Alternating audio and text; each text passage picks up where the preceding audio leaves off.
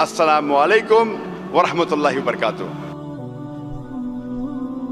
قرآن اور جدید سائنس۔ قرآن اللہ سبحانہ و تعالیٰ کی آخری وحی ہے جو نازل کی گئی تھی آخری پیغمبر محمد صلی اللہ علیہ وسلم پر۔ قرآن مجید ساری کائنات کی سب سے بہترین کتاب ہے۔ قرآن مجید ساری انسانیت کے لیے ایک پیغام ہے۔ قرآن مجید اللہ سبحانہ و تعالیٰ کی آخری کتاب ہے جو نازل ہوئی تھی محمد صلی اللہ علیہ وسلم پر۔ اگر کوئی کتاب کہتی ہے کہ وہ خدا کی طرف سے ہے تو اس کتاب پر فرض ہو جاتا ہے کہ وہ اپنے آپ کو ثابت کرے ہر دور میں اس کتاب کو ثابت کرنا ہوگا کہ وہ خدا کی طرف سے ہے۔ سینکڑوں سال پہلے وقت تھا، دور تھا معجزات کا، ایج آف میریکلز۔ الحمدللہ Quran Majeed is a miracle of miracles. Quran Majeed معجزوں کا معجزہ ہے۔ اس کے بعد آیا دور ادب کا، لٹریچر، پوئٹری۔ الحمدللہ مسلمان اور غیر مسلمان عربی داں یہ کہتے ہیں کہ عربی میں سب سے بہترین کتاب عربی ادب کے لحاظ سے وہ ہے قرآن مجید۔ اور اللہ سبحانہ و تعالیٰ چنوتی دیتے ہیں قرآن مجید میں۔ اللہ سبحانہ و تعالیٰ چیلنج کرتے ہیں سورہ بقرہ میں، سورہ نمبر 2 آیت نمبر 23 اور 24 میں اللہ سبحانہ کہتے ہیں وَإِن كُنتُمْ فِي رَيْبٍ مِّمَّا نَزَّلْنَا عَلَىٰ عَبْدِنَا، اور اگر آپ کو شک ہے کہ ہم نے یہ کتاب نازل کی ہمارے بندے پر، اگر آپ کو شک ہے فَأْتُوا بِسُورَةٍ مِّن مِّثْلِهِ، تو آپ ایک سورہ قرآن مجید جیسی پیش کیجئے۔ مِن مثلی، ہو بہو نہیں، قرآن مجید جیسی ایک سورہ آپ پیش کیجئے۔ وَادْعُوا شُهَدَاءَكُم مِّن دُونِ اللَّهِ إِن كُنتُمْ صَادِقِينَ، اور بلاؤ اپنے مددگار کو اور اپنے گواہ کو اللہ کے علاوہ اگر آپ سچے ہیں۔ فَإِن لَّمْ تَفْعَلُوا، اور اگر آپ نہیں پیش کر سکتے، وَلَن تَفْعَلُوا، اور آپ ہرگز پیش نہیں کر سکتے، فَاتَّقُوا النَّارَ الَّتِي وَقُودُهَا النَّاسُ وَالْحِجَارَةُ أُعِدَّتْ لِلْكَافِرِينَ، تو ڈرو اس آگ سے جس کا ایندھن انسان اور پتھر ہے، جو انکار کرنے والوں کے لیے تیار کیا ہے۔ اللہ سبحانہ و تعالیٰ ان دو آیتوں میں چنوتی دیتے ہیں، انسانوں کو چیلنج کرتے ہیں۔ یہ اس وقت دور تھا عربی ادب کا، اس وقت عربوں کو ناز تھا اپنی عربی زبان پر، اور وہ سمجھتے تھے کہ ان سے بہتر دنیا میں کوئی نہیں ہے۔ اس وقت اللہ سبحانہ و تعالیٰ قرآن مجید نازل کرتے ہیں اور ساری انسانیت کو چنوتی دیتے ہیں، چیلنج کرتے ہیں کہ اگر آپ کو شک ہے کہ یہ کتاب خدا کی طرف سے نہیں ہے تو آپ قرآن مجید جیسی ہو بہو نہیں، ملتی جلتی، ہو بہو تو دور کی بات ہے، ایک سورہ پیش کرو۔ اور قرآن مجید کی سب سے چھوٹی سورت ہے 3 آیتوں کی، صرف 10 الفاظ۔ بہت لوگوں نے کوشش کی، ایک انسان نے بھی کامیابی نہیں پائی، اور تا قیامت کوئی بھی قرآن مجید جیسی قریباً ایک سورہ بھی پیش نہیں کر پائیں گا۔ لیکن آج کا دور ادبی دور نہیں ہے، it's not an age of literature and poetry. اگر کوئی کتاب اپنے آپ کو خدا کی طرف سے کہتی ہے اور ادبی انداز میں کہتی ہے کہ دنیا چپٹی ہے، دنیا سپاٹ ہے، کیا آج کا جدید انسان اس بات کو تسلیم کرے گا؟ بالکل نہیں، کیونکہ آج کا دور ادبی دور نہیں ہے، آج کا دور ہے جدید سائنس کا دور۔ آج ہم کوشش کریں گے یہ تحقیق کرنے کی قرآن اور جدید سائنس ملتے ہیں یا ٹکراتے ہیں، قرآن اور جدید سائنس ملتے ہیں یا قرآن اور جدید سائنس ٹکراتے ہیں۔ اس موضوع پہ ہم انشاءاللہ تذکرہ کریں گے۔ ایک مشہور سائنسداں، فزسسٹ اور نوبل پرائز ونر جس کا نام البرٹ آئنسٹائن تھا، اس نے کہا science without religion is lame and religion without science is blind. Science مذہب کے بنا لنگڑی ہے اور مذہب سائنس کے بنا اندھا ہے۔ میں پھر سے دہراؤں گا، البرٹ آئنسٹائن جو فیمس فزسسٹ تھا اور نوبل پرائز ونر، اس نے کہا کہ سائنس مذہب کے بنا لنگڑی ہے اور مذہب سائنس کے بنا اندھا ہے۔ میں آپ کو یاد دلانا چاہتا ہوں کہ قرآن مجید سائنس کی کتاب نہیں ہے، SCIENCE، لیکن ہے سائنس کی کتاب، SIGNS۔ یہ ہے نشانیوں کی کتاب، آیتوں کی کتاب۔ اور قرآن مجید میں 6000 سے زیادہ نشانیاں ہیں، 6000 سے زیادہ آیتیں ہیں، ان میں سے 1000 سے زیادہ الحمدللہ سائنس کے بارے میں ذکر کرتی ہے۔ آج کی اس تقریر میں صرف ان سائنٹیفک فیکٹس، سائنس کے حقائق کے بارے میں ذکر کروں گا وچ ہیو بین اسٹیبلشڈ، جو سائنسداں ثابت کر چکے ہیں. Scientific hypotheses, scientific theories, scientific نظریہ، ان کے بارے میں ذکر نہیں کروں گا کیونکہ ہم جانتے ہیں کہ many a time scientific hypotheses theories take U turns. یہ سائنس کے نظریے جو ہیں کئی بار وہ اپنے نظریے سے پلٹ جاتے ہیں. اسی لیے اس تقریر میں صرف میں سائنٹیفک فیکٹس کے بارے میں ذکر کروں گا، سائنس کے حقائق کے بارے میں. سب سے پہلے ہم تذکرہ کریں گے ایسٹرونومی کے بارے میں، فلکیات کے بارے میں. 35 سے 40 سال پہلے کچھ سائنسداں نے تحقیق کی ایک موضوع پہ، تخلیق کائنات، مطلب کریشن آف دی یونیورس. اور ان سائنسداں نے کہا کہ ہماری کائنات سب سے پہلے ایک پرائمری نیبولا تھا، بنیادی گولا، ابتدائی گولا. اس کے بعد there was a secondary separation, دوسری جدائی، دوسری علیحدگی، اور ایک بڑا دھماکہ ہوتا ہے بگ بینگ. اس کے بعد وجود میں آیا گیلیکسیز، کہکشائیں، ستارے، سیارے، چاند، سورج، اور یہ زمین جس میں ہم رہتے ہیں. اسے سائنسداں نے کہا بگ بینگ، بڑا دھماکہ. یہ جو سائنسداں نے تقریباً 40 سال پہلے ڈھونڈا کس طریقے سے کائنات وجود میں آئیں، تخلیق کائنات، قرآن مجید میں اس کا ذکر 1400 سال پہلے ہے. اور میں نے اس تقریر کے شروع میں ایک آیت کی تلاوت کی، سورہ انبیاء کی، سورہ نمبر 21 آیت نمبر 30، جہاں اللہ سبحانہ تعالیٰ فرماتے اولم یر الذین کفروا، کیا انکار کرنے والے یہ نہیں جانتے ان السماوات والارض کانتا رتقا ففتقناہما، کہ زمین اور آسمان ایک تھے، جڑے ہوئے تھے، اور ہم نے انہیں جدا کیا. یہ جو تخلیق کائنات، creation of the universe, big bang, بڑا دھماکہ، جو سائنسداں کو 40 سال پہلے پتہ چلا، قرآن مجید میں اس کا ذکر ہے 1400 سال پہلے. قرآن مجید میں اللہ سبحانہ تعالیٰ فرماتے ہیں سورہ فصلت میں، سورہ نمبر 41 آیت نمبر 11 اور 12 میں، کہ اللہ سبحانہ و تعالیٰ نے آسمان کی طرف دیکھ کے کہا جب وہ دھواں تھا کہ آسمان اور زمین ایک ساتھ آ جاؤ، ولنگلی اور انولنگلی، اپنے مرضی سے یا اپنے مرضی کے بنا. اور ان نے کہا کہ ہم اپنے مرضی سے ایک ساتھ آ جاتے ہیں. قرآن مجید میں لکھا ہے کہ آسمان سب سے پہلے دھواں تھا، عربی لفظ ہے دخان. اور آج کے سائنسداں یہ کہتے ہیں کہ کائنات بننے کے پہلے یہ آسمان دھواں تھا، انگلش میں کہتے ہیں گیس. لیکن عربی میں دخان کے معنی ہے اسموک. کچھ مفسرین نے ترجمہ کیا مسٹ، دھند، جو میرے حساب سے صحیح ترجمہ نہیں، کیونکہ دھند ہوتا ہے ٹھنڈا اور دھواں ہوتا ہے گرم. دھماکے کے بعد ہم اکثر دیکھتے ہیں گرم دھواں، دھند نہیں دیکھتے. تو قرآن مجید میں لکھا ہے کہ آسمان تھا دھواں. اور آج سائنس یہ کہتی ہے کہ اسموک گیس سے اور بہترین لفظ ہے. جو قرآن مجید میں دخان لکھا ہے وہ گیس سے اور بہترین ہے، اور scientifically smoke is a better word than gas. آپ سوچ سکتے قرآن مجید میں اس کا ذکر ہے 1400 سال پہلے. انسان پہلے سمجھتے تھے کہ زمین سپاٹ ہے، چپٹی ہے. سب سے پہلی بار اگر کوئی انسان نے یہ ثابت کیا کہ دنیا بیضوی ہے، وہ ایسا Francis Drake sun 1577 1577 when he sailed around the earth، جب سمندر پہ سفر کیے دنیا کے گول، سر فرانسس ڈریک نے ثابت کیا کہ دنیا بیضوی ہے. قرآن مجید میں اس کا ذکر ہے 1400 سال پہلے. قرآن اللہ تعالیٰ فرماتے ہیں سورہ لقمان میں، سورہ نمبر 31 آیت نمبر 29 میں، الم تری ان اللہ یولج اللیل فی النہار ویولج النہار فی اللیل. اللہ سبحانہ و تعالیٰ نے رات کو دھیرے دھیرے آہستہ آہستہ دن میں تبدیل کیا، اور دن کو دھیرے دھیرے آہستہ آہستہ رات میں تبدیل کیا.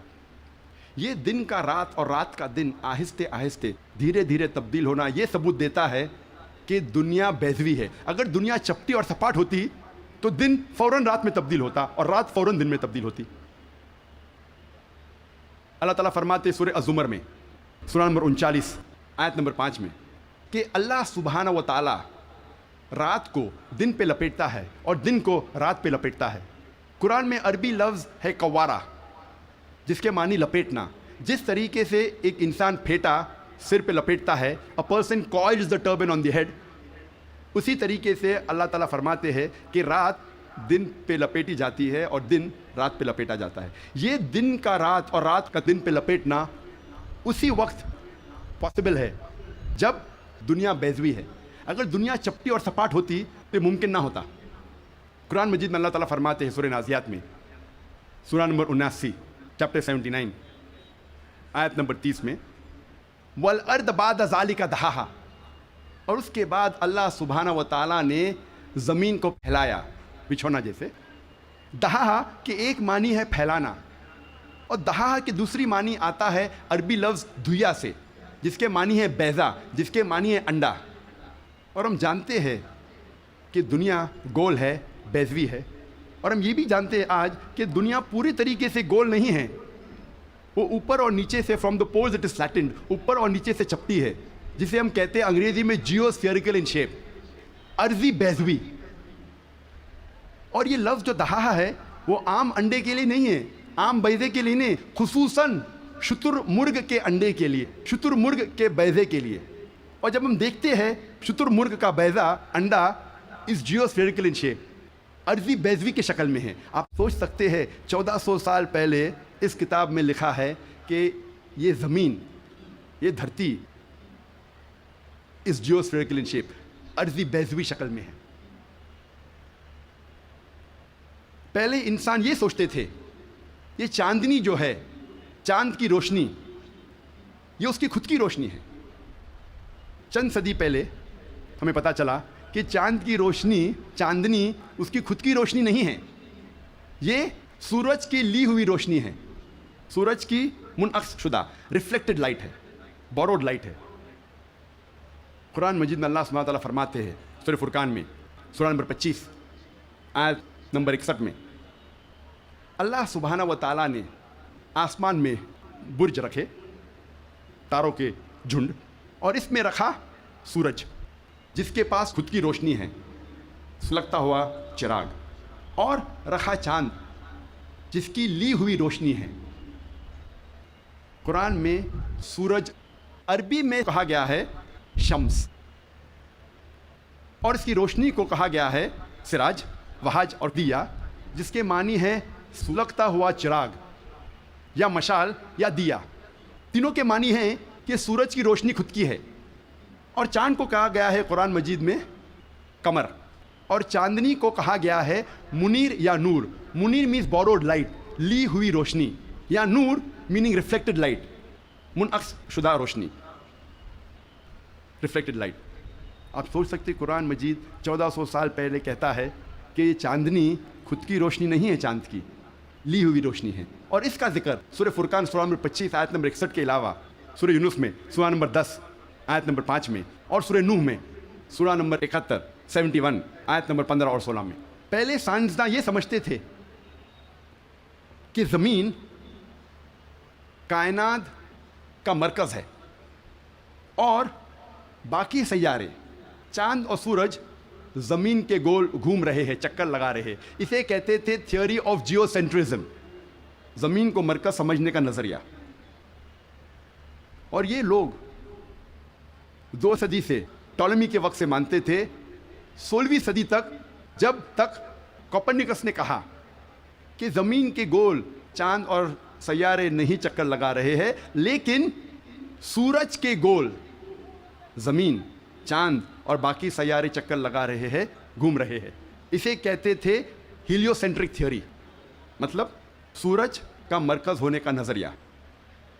اور سن 1609 میں ایک جرمن سائنٹسٹ جس کا نام تھا یوہنس کیپلر، اس نے لکھا اپنی کتاب میں ایسٹرونوما نووا کہ صرف سیارے اور چاند سورج کے گول گھوم نہیں رہے ہیں، لیکن زمین، چاند اور سیارے، پلانٹس، سورج کے گول گھومنے کے علاوہ اپنے محور پہ گردش کر رہے ہیں. They are rotating about their own Axis.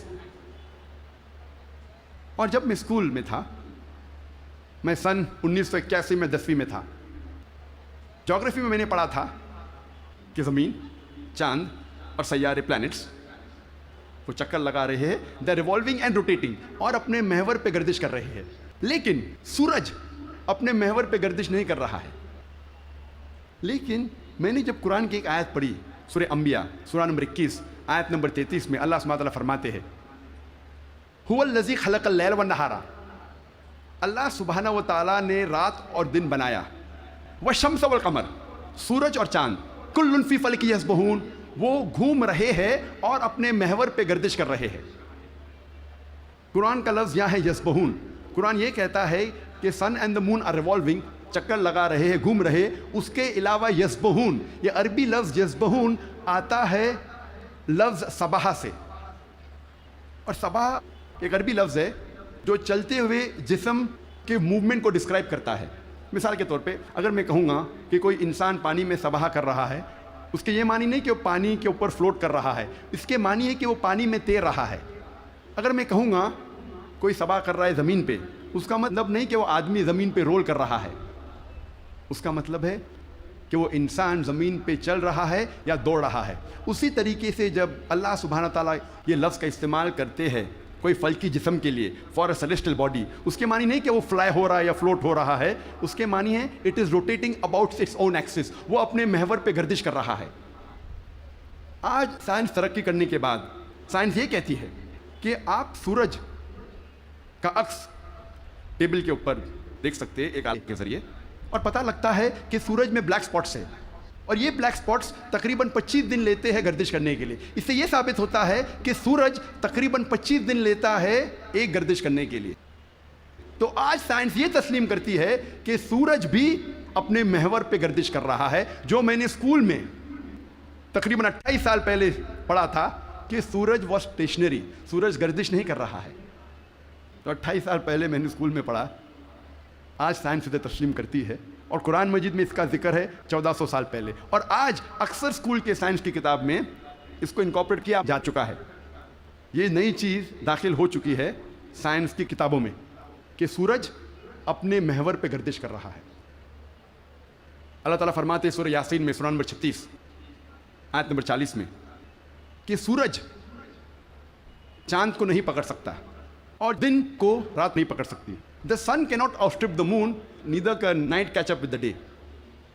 کل فی فلک یسبحون، یہ اپنے محور پہ گردش کر رہے. اس کے معنی کہ چاند اور سورج کے جو ایکسس ہے، جو ریولیوشن کا ہے، وہ ڈیفرنٹ ہے، وہ علیحدہ ہے، اسی لیے وہ آپس میں کبھی نہیں ملیں گے. آج سائنس یہ کہتی ہے کہ جو سورج کی روشنی ہم دیکھتے ہیں، it is due to a chemical reaction. یہ ایک کیمیکل ریئیکشن کے وجہ سے ہے جو کروڑوں سالوں سے چل رہا ہے، اور ایک دن یہ کیمیکل ریئیکشن بند ہو جائے گا اور سورج ختم ہو جائے گا. لیکن سائنسداں کہتے ہیں کہ اس کو اور کروڑوں سال لگیں گے، اور کروڑوں سال کے بعد یہ کیمیکل ریئیکشن بند ہوگا. یعنی سائنس یہ کہتی ہے کہ ایک وقت آئے گا جب سورج نشٹ ہو جائے گا، ختم ہو جائے گا. قرآن میں اللہ تعالیٰ فرماتے ہیں سورہ یاسین میں سورہ نمبر 36 آیت نمبر 38 میں وَالشَّمْسُ تَجْرِي لِمُسْتَقَرٍّ لَهَا، کہ سورج جا رہا ہے اپنے مستقر کی طرف. سورج جا رہا ہے اپنے ڈیسٹینیشن پہ.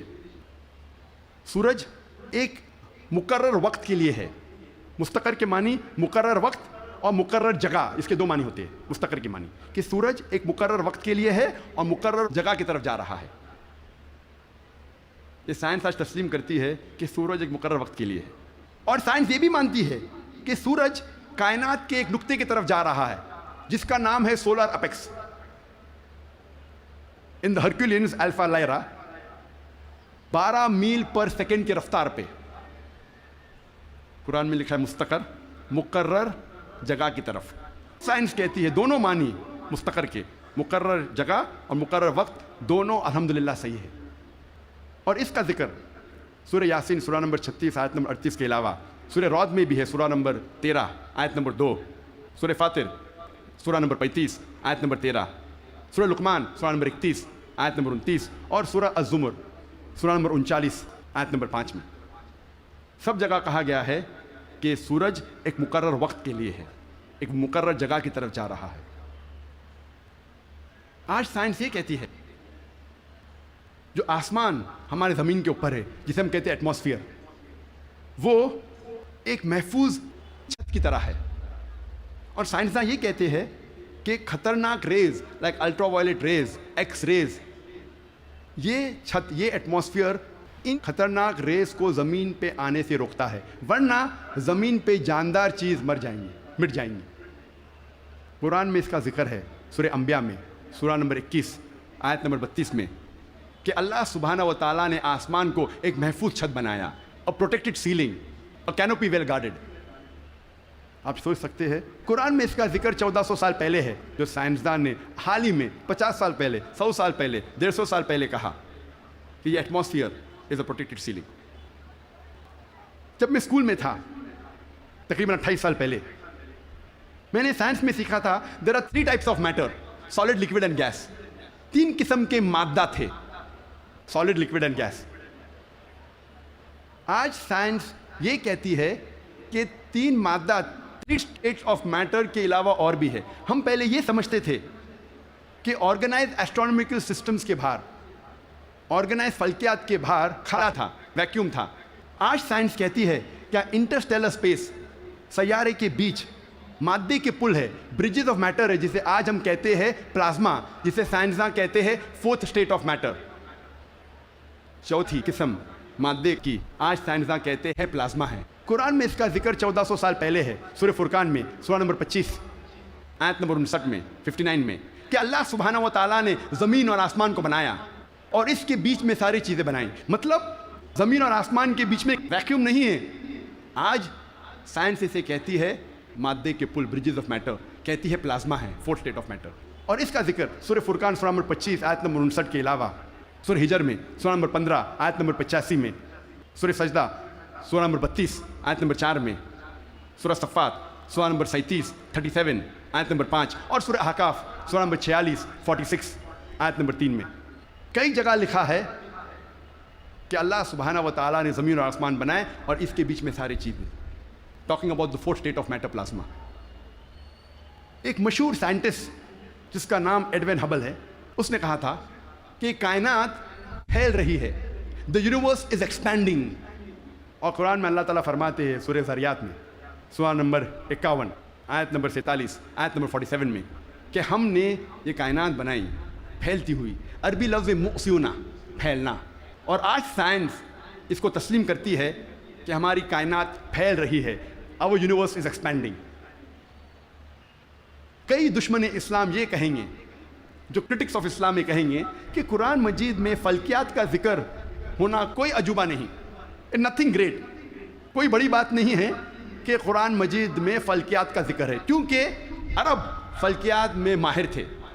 میں اس بات کو مانتا ہوں کہ عرب فلکیات میں ماہر تھے، لیکن ان سے یہ کہنا چاہتا ہوں کہ قرآن مجید نازل ہونے کے بعد کچھ صدی بعد عرب فلکیات کے میدان میں ماہر بنے.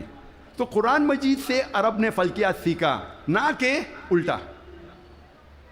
اب ہم ذکر کریں گے طبیعت کا. طبیعت انگلش میں کہتے ہیں فزکس.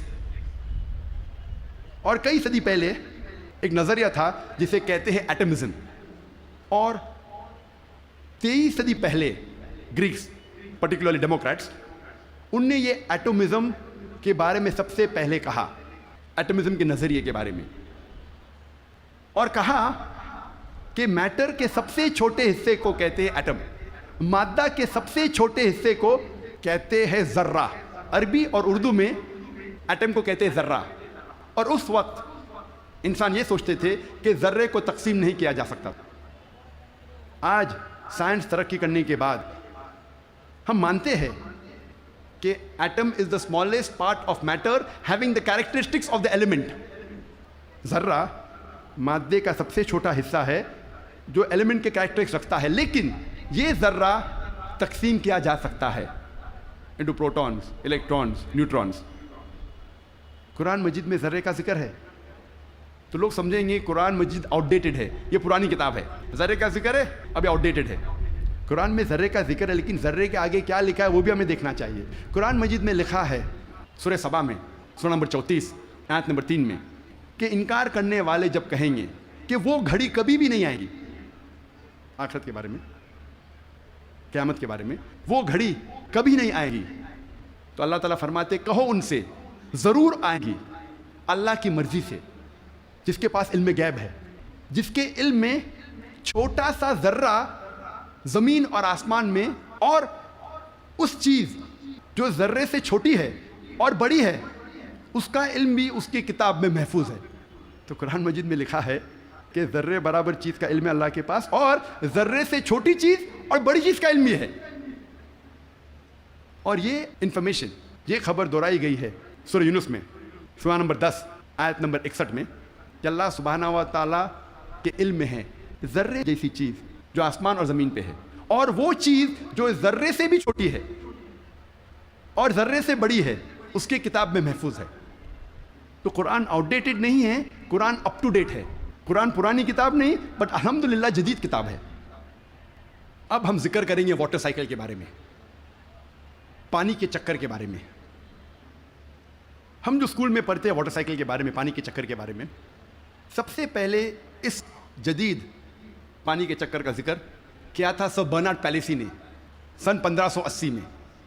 اور ہم جانتے ہیں، ہم نے اسکول میں پڑھا ہے کہ water evaporate from the ocean, پانی سمندر سے بھاپ بن کے اوپر جاتا ہے، جڑ کے بادل بنتا ہے، بادل جڑتے ہیں اور اندرونی حصے میں ہوا کے ذریعے جاتے ہیں، پھر ان کی تقسیم ہوتی ہے اور پانی بادل سے برستا ہے۔ بارش برسنے کے بعد یہ پانی نہر بن کر، اسٹریم بن کے، لیک بن کے پھر سے جاتا ہے سمندر میں، اور یہ پانی کا چکر کمپلیٹ ہوتا ہے۔ پہلے لوگ کو 16ویں صدی کے پہلے اس کا علم نہیں تھا۔ 7 صدی قبل مسیح تھیلز آف ملیٹس نے کہا تھا یہ بارش کیسے آتی تھی؟ یہ جو اوشن کا سپرے ہے، سپرے آف دی اوشن، ہوا سے اٹھاتی تھی اور اندرونی حصے میں بارش جیسے برساتی تھی۔ یہ لوگ سمجھتے تھے بارش اس طریقے آتی تھی۔ لوگ کو یہ نہیں پتا تھا کہ زمین کے نیچے جو پانی ہے وہ کیسے جمتا تھا۔ کئی نظریات تھے۔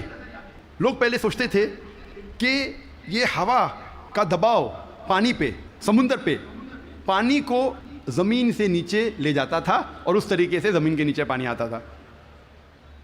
لوگ پہلے یہ سمجھتے تھے at the time of Plato کے وقت کہ یہ پانی ایک خفیہ راستے سے واپس جاتا تھا سمندر کی طرف، سمندر میں secret passage, the great abyss known as the Tartarus at the time of Pluto. ایک خفیہ راستے سے پانی زمین کے نیچے سے جاتا تھا سمندر میں، اسے کہتے تھے گریٹ ایبس ٹارٹرس۔ اور یہ لوگ سمجھتے تھے 16ویں صدی تک۔ 18ویں صدی میں ڈیسکارٹس بھی اس بات کو تسلیم کرتا تھا، اور 19ویں صدی میں ایرسٹوٹل کا نظریہ بھی لوگ سمجھتے تھے صحیح ہے کہ viper was picked up and it condensed in mountain caverns which gave rise to underground lakes which was the source of water for the springs۔ یہ پانی کی بھاپ پہاڑ میں جم جاتی تھی اور پھر زمین کے نیچے بنتے تھے تالاب جو سپرنگز کو پانی دیتے تھے۔ یہ تالاب، انڈر گراؤنڈ تالاب جو ہے، سپرنگز کو پانی دیتے تھے۔ آج ہم جانتے ہیں یہ جو زمین کے نیچے پانی ہے، یہ اصل میں جب بارش کا پانی گرتا ہے، زمین پہ جو کریکس ہوتے ہیں اور سورسز کے ذریعے، کریکس کے ذریعے یہ پانی نیچے جاتا ہے۔ قرآن مجید میں اس کا ذکر ہے سورہ الزمر میں، سورہ نمبر 39 آیت نمبر 21 میں۔ اللہ سبحانہ و تعالیٰ آسمان سے پانی برساتا ہے اور زمین میں جس میں کریکس ہے اس کے ذریعے زمین میں پانی دیتا ہے، اور جو بوئی ہوئی زمین ہے وہ رنگ برنگی ہو جاتی ہے۔ It brings various colours of sown field. Allah تعالیٰ فرماتے ہیں سورہ روم میں، سورہ نمبر 30 آیت نمبر 24 میں، کہ اللہ سبحانہ و تعالیٰ آسمان سے بارش برساتا ہے اور مری ہوئی زمین میں جان ڈالتا ہے۔ اللہ تعالیٰ فرماتے ہیں سورہ مومنون میں، سورہ نمبر 23 آیت نمبر 18 میں، کہ اللہ سبحانہ و تعالیٰ پانی آسمان سے برساتے ہیں اور اس پانی کو جما سکتے ہیں اور اس پانی کو بہا سکتے بھی ہے، بہانے پہ قادر ہے۔ Allah can store the water as well as drain it. Quran میں ذکر آتا ہے سورہ طارق میں، سورہ نمبر 86 چیپٹر 86 آیت نمبر 11 میں، وَالسَّمَاءِ ذَاتِ الرَّجْ، that heaven which returns، وہ آسمان جو واپس دیتا ہے۔ ایک معنی وَالسَّمَاءِ ذَاتِ الرَّجْ کی ہے کہ جو ڈینجرس ریز ہے، ultraviolet rays, X rays, جو زمین پہ آنے کے پہلے آسمان اسے واپس پھینک دیتا ہے اس طرف۔ اس کے علاوہ یہ جو پانی کا بھاپ ہے، واٹر ویپرائز ہوتا ہے، بادل میں بنتا ہے اور پھر سے یہ آسمان اس پانی کو زمین پہ برساتا ہے۔ وَالسَّمَاءِ ذَاتِ الرَّجْ۔ اللہ تعالیٰ فرماتے ہیں سورہ الحجر میں سورہ نمبر 15 آیت نمبر 22 میں، وی کاز فیکنڈیٹنگ ونڈز، ہم ہوا کے ذریعے بادل کو بھوجل کرتے ہیں۔ عربی لفظ لواقی، لقا سے آتا ہے، جس کا معنی ہے ٹو امپریگنیٹ، ٹو فیکنڈیٹ، برآور کرنا، بوجھل کرنا۔ ہوا بادل کو پولن گرینز کے ذریعے بوجھل کرتی ہے، اٹ امپریگنیٹس دا کلاؤڈ۔ اور دوسری وجہ ہے کہ بادل جب آپس میں ملتے ہیں دے کنڈینس، اس کے بعد پانی برستا ہے۔ قرآن میں اللہ تعالیٰ فرماتے ہیں سورہ نور میں سورہ نمبر 24 آیت نمبر 43 میں 43 میں، اللہ سبحانہ و تعالیٰ ہوا کے ذریعے بادل کو چلاتے ہیں، لے جاتے ہیں، جینٹلی پشز دا کلاؤڈس، پھر یہ بادل آپس میں جڑتے ہیں، بڑے ہو جاتے ہیں، اس کے بعد پانی بادل سے برستا ہے۔ اللہ تعالیٰ فرماتے ہیں سورہ روم میں سورہ نمبر 30 آیت نمبر 48 میں، اللہ سبحانہ و تعالیٰ ہوا کے ذریعے بادل کو ہلاتے ہیں اور لے جاتے ہیں اندرونی حصے میں، اس کے بعد بادل کو چھوٹے چھوٹے حصے میں تقسیم کرتے ہیں، اس کے بعد پانی بادل سے برستا ہے۔ قرآن مجید میں پانی کے چکر کے بارے میں گہرائی سے ذکر ہے، تفصیل سے ذکر ہے کئی جگہ۔ سورہ اعراف میں سورہ نمبر 7 آیت نمبر 57 میں، سورہ رعد سورہ نمبر 13 آیت نمبر 17 میں، سورہ فرقان سورہ نمبر 25 آیت نمبر 48 اور 49 میں، سورہ فاطر سورہ نمبر 35 آیت نمبر 9 میں، سورہ یاسین سورہ نمبر 36 آیت نمبر 34 میں، سورہ جاسیہ سورہ نمبر 45 آیت نمبر 5 میں، سورہ قوف سورہ نمبر 50 آیت نمبر 9 اور 10 میں، سورہ واقعہ سورہ نمبر 56 آیت نمبر 68 to 70، سورہ ملک سورہ نمبر 67 آیت نمبر 30، سورہ طارق سورہ نمبر 86 آیت نمبر 11۔ کئی آیتیں ہیں قرآن مجید میں جو تفصیل کے ساتھ ذکر کرتے ہیں پانی کے چکر کے بارے میں۔ صرف پانی کے چکر کے بارے میں اگر ذکر کرے گھنٹوں تک تقریر دے سکتے ہیں، صرف قرآن مجید میں پانی کے چکر کا ذکر۔ اب ہم تذکرہ کریں گے ارضیات کے بارے میں، جیولوجی۔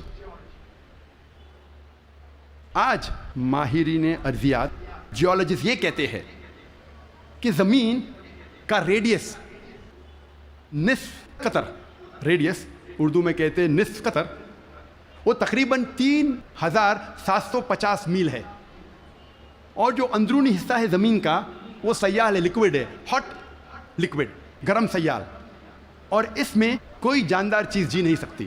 لیکن اوپر کا حصہ ہے وہ سالڈ ہے، وہ ٹھوس ہے، اور اوپر جو سپرفیشل ارتھ کرسٹ ہے، زمین کی سطح، ارتھ کرسٹ، یہ بہت پتلی ہے، تقریباً 1 سے 30 میل پتلی، صرف 1% سے کم، اور بہت سے امکان ہے کہ یہ زمین کی سطح ہل جائیں گی، ارتھ کرسٹ ول شیک۔ آج سائنسداں یہ کہتے ہیں due to the folding phenomena it gives rise to mountain ranges, ایک فولڈنگ فینومینا ہے جس سے پہاڑ پیدا ہوتے ہیں، اور اس پہاڑ کی وجہ سے زمین کی سطح کو استحکام ملتا ہے، اسٹیبلٹی ملتی ہے۔ قرآن مجید میں اللہ تعالیٰ فرماتے ہیں سورہ نبا میں سورہ نمبر 78 آیت نمبر 6 اور 7 میں، ہم نے زمین بچھائی ہے، والجبال اوتادا، اور پہاڑ کو اوتاد جیسا بنایا ہے۔ اوتاد عربی میں کہتے ہیں کھوٹے کو، ٹینٹ پیگز، سٹیکس، میخو، اور ہم جانتے ہیں جب ٹینٹ پیگ کو زمین میں ہم ڈالتے ہیں، جب کھوٹے کو زمین میں ڈالتے ہیں تو اکثر حصہ زمین کے نیچے گڑ جاتا ہے، اوپری حصہ بہت کم رہتا ہے، 10% سے کم۔ جس طریقے سے آئس برگ پانی میں، برف کا گولا آئس برگ جب پانی میں دیکھتے ہیں صرف 10% پانی کے اوپر ہے، 90% سے زیادہ پانی کے نیچے، اسی طریقے سے پہاڑ جو اوپری حصہ ہم پہاڑ کا دیکھتے ہیں وہ کھوٹے جیسا ہے، میخو جیسا ہے، ٹینٹ پیگ جیسا ہے، اوپر کا حصہ بہت چھوٹا ہے، اکثر تقریباً 90% زمین کے نیچے ہے۔ اور اس کی وجہ ہے کہ زمین کو استحکام، اسٹیبلٹی دیتا ہے۔ قرآن مجید میں اللہ تعالیٰ فرماتے ہیں سورہ نازعات میں سورہ 79 آیت نمبر 32 میں، اور سورہ غاشیہ سورہ نمبر 88 آیت نمبر 19 میں، ہم نے پہاڑ کو زمین سے مضبوطی سے بنایا ہے۔ We have placed on the earth mountain standing firm, زمین پہ ہم نے پہاڑ مضبوطی سے بنایا ہے۔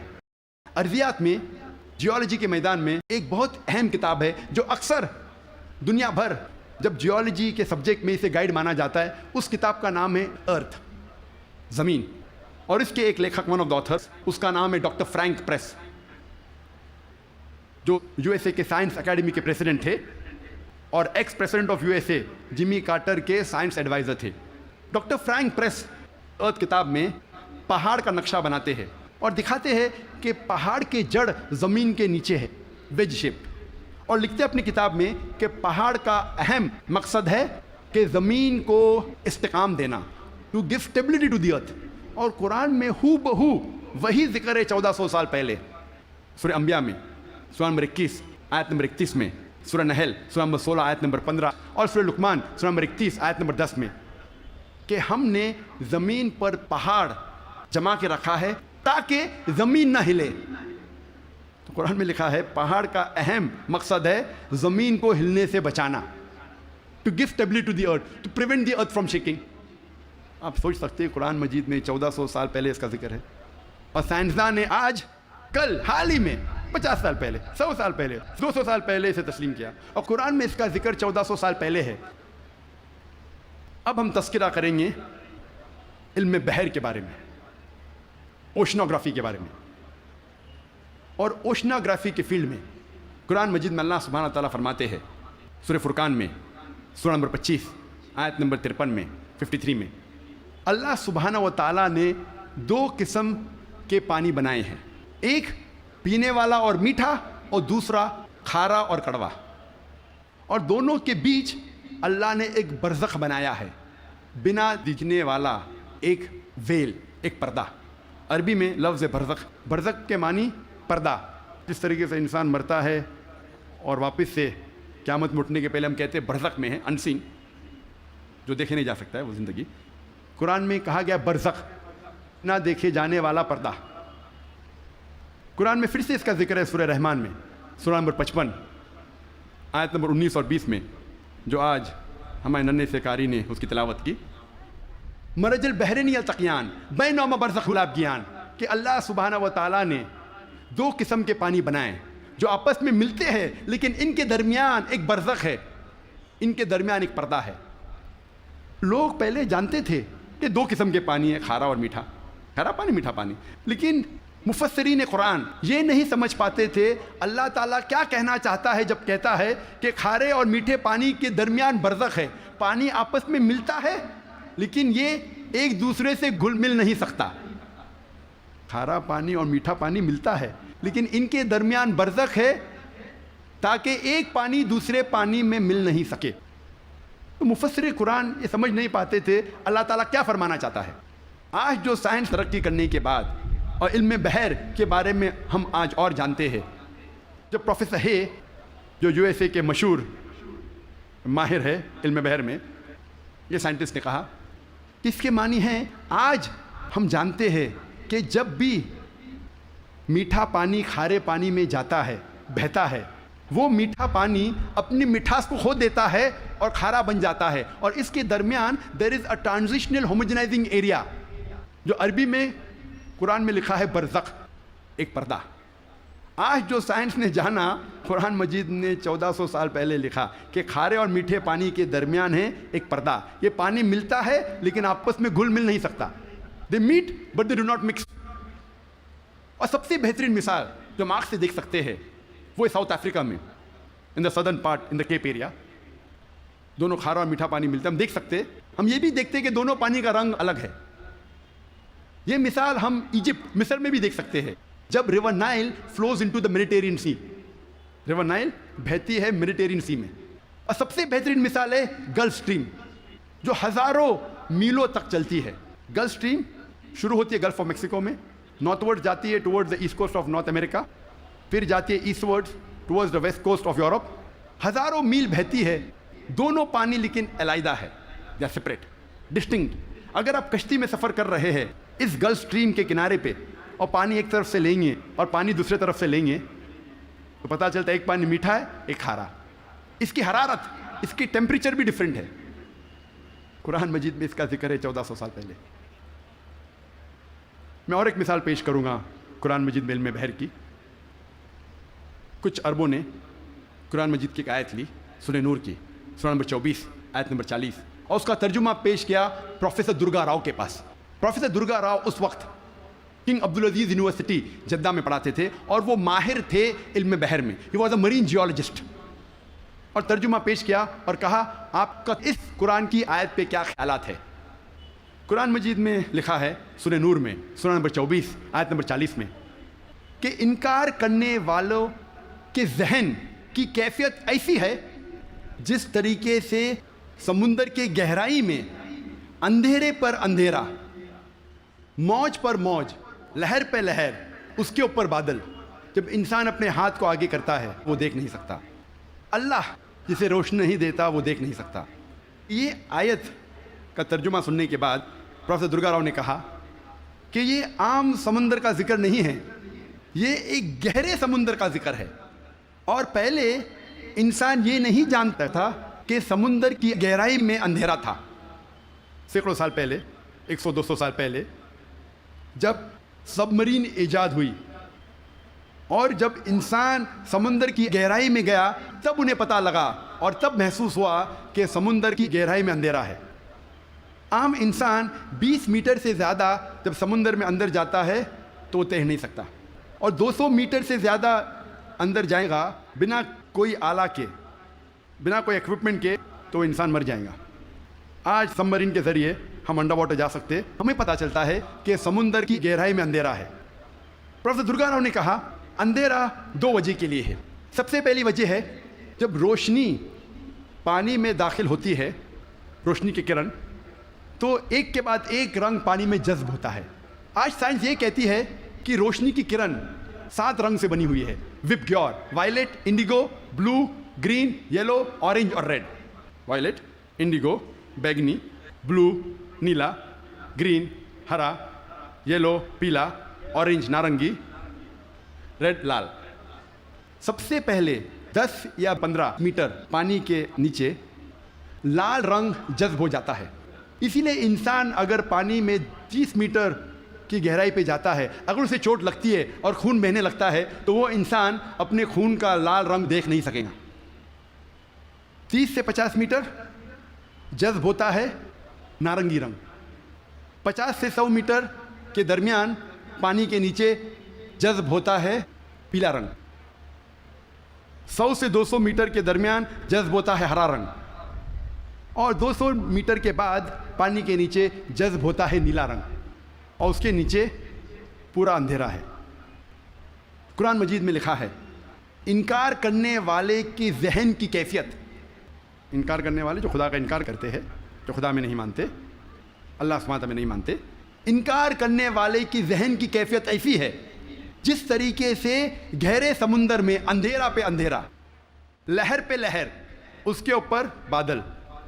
دوسری وجہ اندھیرے کی ہے، پروفیسر درگا راؤ کہتے ہیں، وہ ہے بادل.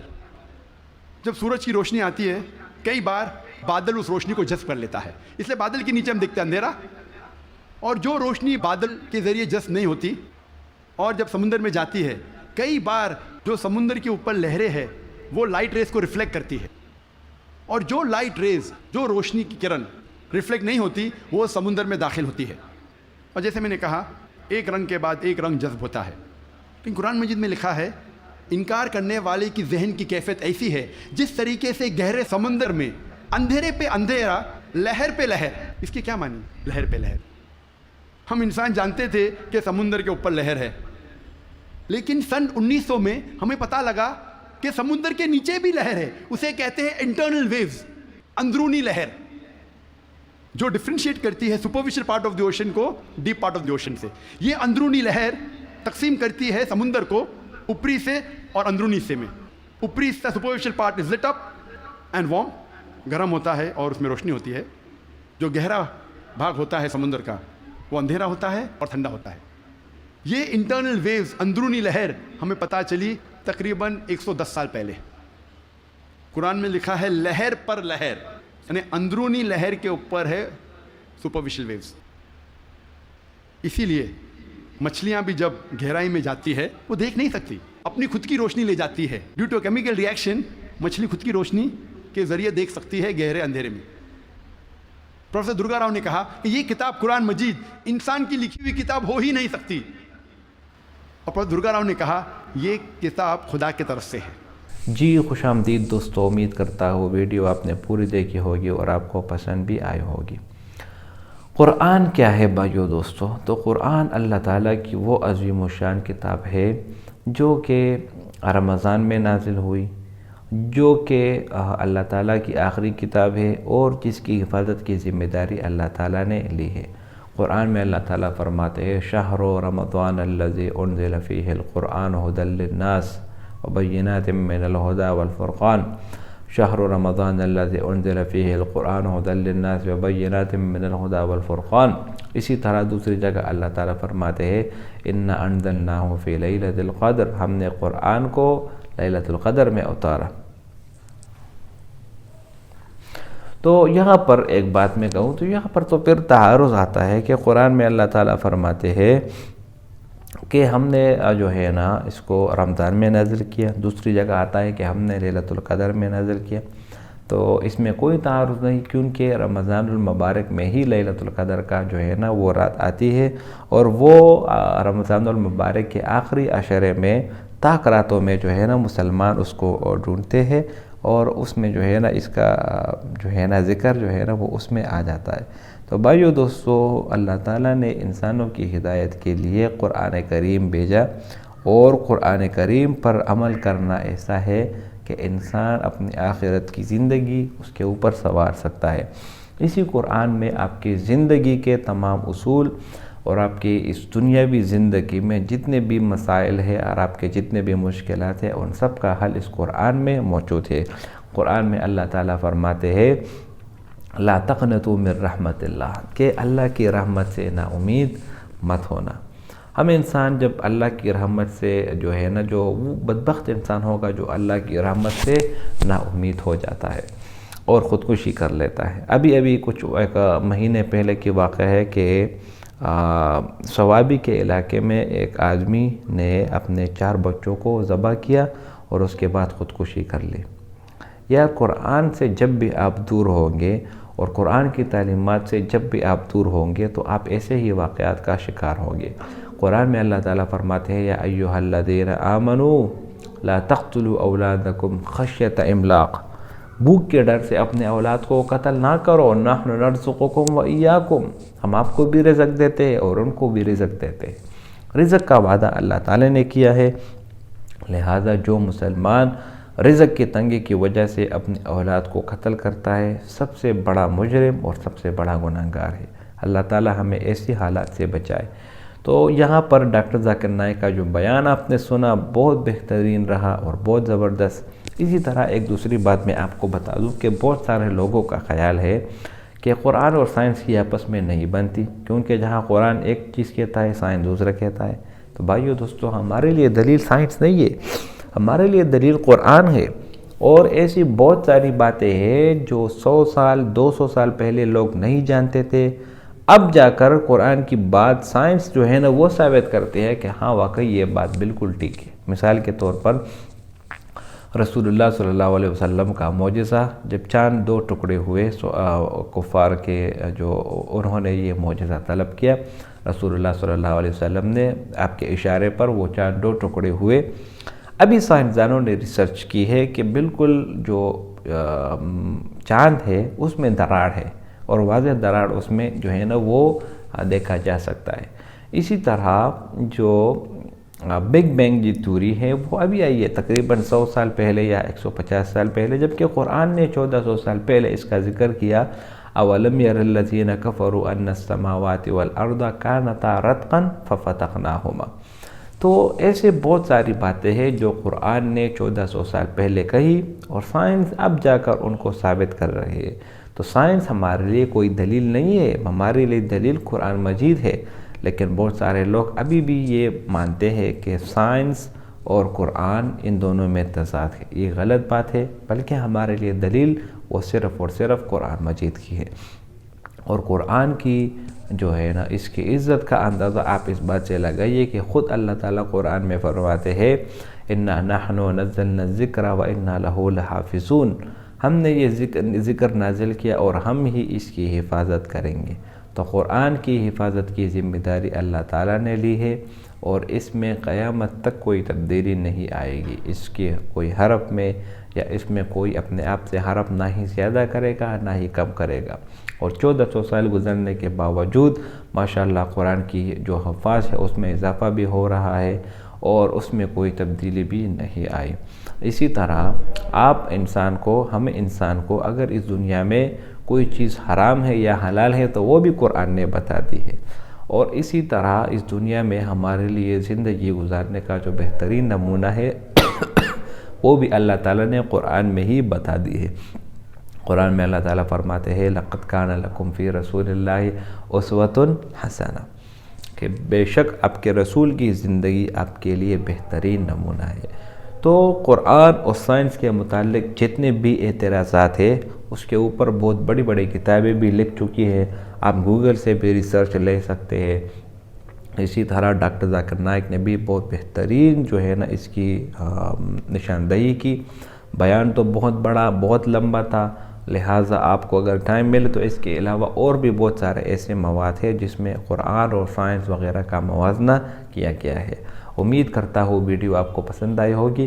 اگر ویڈیو آپ کو پسند آئے تو اس چینل کو سبسکرائب کریں۔ بہت شکریہ۔